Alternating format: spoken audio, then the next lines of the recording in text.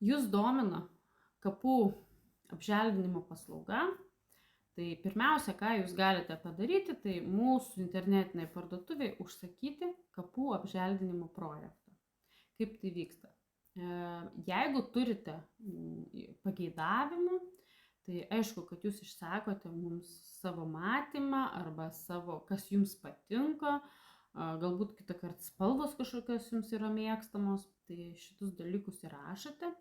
Ir būtų gerai, jeigu įdėtumėte nuotrauką esamos kapavietės ir pagal tai mes padarysime kelis maketus su daugiametėmis gėlėmis. Jūs galėsite išsirinkti savo norimą variantą ir vėliau jau tarsimės dėl įgyvendinimo, nes įgyvendinimo dalis yra, mes jos negalime numatyti kažkokiame pakete, dėl to, kad tai yra perkamos jums individualiai gėlės ir sodinama jums individualiai pagal jau jūs išsirinktą projektą.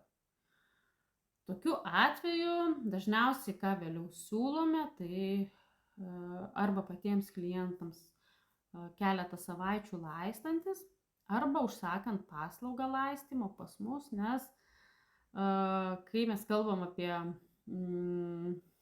apželdinimą ir apželdinimą daugiametėmis gėlėmis, jau nėra tokios galimybės kaip vienmetėmis vaznėlių įsodini ir ji gali prigyti. Čia reikės šiek tiek daugiau dėmesio ir bent keleto karto palaistymų reikės. Ypač, kai žinant, pas mus birželis būna karštas arba gegužė būna karšta, tai tikrai sudėtinga būna gėlėms įsitvirtinti ir joms reikia pagalbos.